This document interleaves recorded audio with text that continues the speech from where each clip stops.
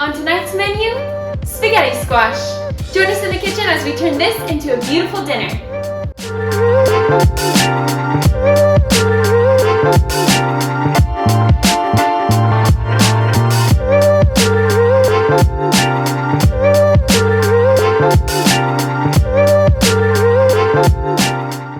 I'm going to start by scrubbing the outside of this squash, so let me get to that first.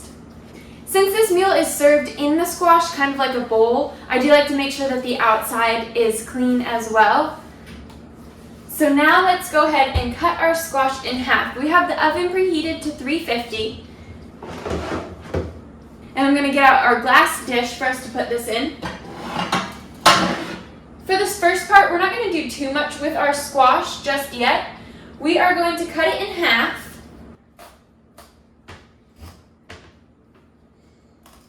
Alright, I've just cut it down the middle.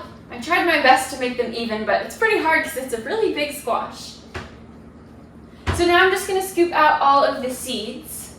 And just like its name, spaghetti squash, it actually does turn into spaghetti-like strands. And so we'll be kind of making a noodle dish out of this, using the strands from the spaghetti as the spaghetti part of it. So as our pasta part.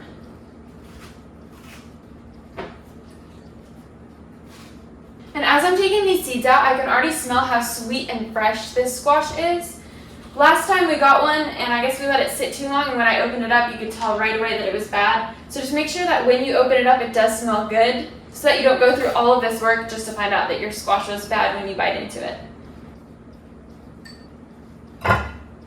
Our next step is super simple. We're just going to put these with the cut side up in the oven for about 30 minutes, and then we'll check on them and see if they are ready yet.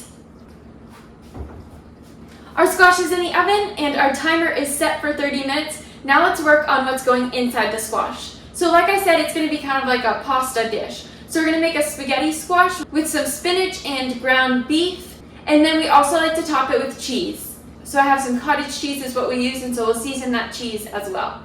Let's get started on our spaghetti sauce.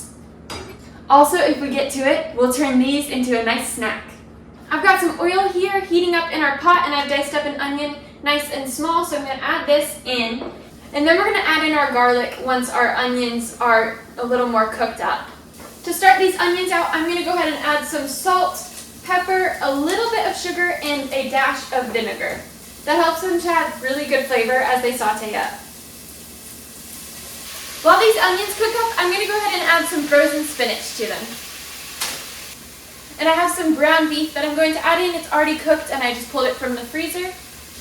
Now we're going to start to season this. I'm going to put in a tablespoon of garlic. And then we're going to be using Italian seasoning, basil, and oregano. Alright, I've just added all of that in. I'm going to let it sit and toast up and get fragrant for a second, and then we'll add in our tomato sauce. I almost forgot, a little bit of brown sugar as well. I can smell those spices coming out now, so let's add our sauce in. And I always have to make sure I turn it on low right away so it doesn't start splattering up at me. The sauce is looking beautiful and it's tasting great too. It's starting to bubble, so I'm going to go ahead and put a lid on it. While our squash is finishing up and our sauce is just simmering, let's work on our cheese topping, because I do like to have this seasoned as well. I did go ahead and get all of the cheese out. I know we won't use that much tonight, but I'm going to season all of it up, and then this way we can have a pasta bake later on in the week, and it'll be that much easier because the cheese for the topping for that as well will already be seasoned. I'm going to start with some salt and pepper in here. And then for the cheese, I like to make it a parsley flavor. So I'll use some dried parsley, and then I like to add a touch of sweetness. And so I usually use white sugar. You could use brown sugar, honey. You could even grate up a zucchini in here and add some natural sweetness to it. Then we'll give it a good stir, and it'll be ready for whenever our squash comes out. The timer for the squash just went off, so let's check and see how they're doing. The way we're going to test to see if these are done is I'm just going to take a fork and run it across, and ooh, it looks nice. So you can see that when I run the fork across, it's kind of starting to have those strands like that spaghetti kind of stuff I was talking about. So that means we're doing well. And then I've also taken my fork and put it in here, and it's soft, which means that our squash is all done. Perfect. So now we're just going to continue what I was showing you earlier. So we're just going to use our fork to scrape this off. And our goal is to get all of these strands out of the squash because that's going to be our noodles. And so we need to mix that with the sauce. So I'm just going to work at that. And you don't want to get too many out. You still want to make sure there's enough of a sturdy base because you are putting everything back into the squash. So don't scrape it completely bare where it's not going to hold up well with everything in it. Whatever I scrape out, I'm going to put into this bowl because we're going to take a little bit of the moisture out of these spaghetti squash strands. All right, here are our spaghetti noodles from our squash. So it's just the strands. Now I'm going to add some sauce to this and we'll fill our spaghetti squashes back up.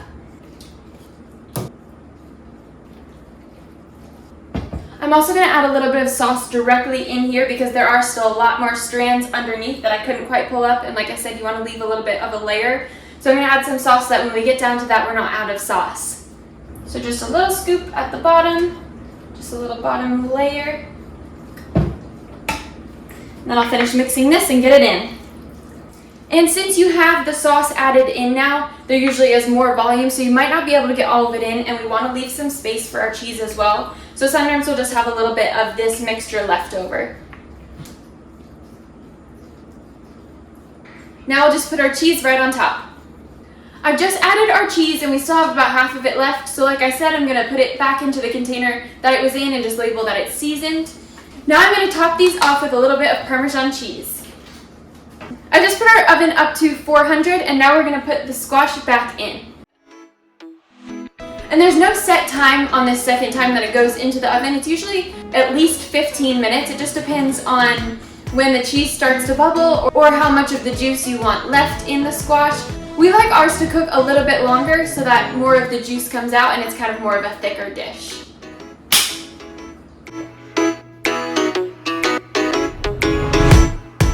Just like that, dinner is served. Thanks so much for watching. We'll catch you next time. Bye!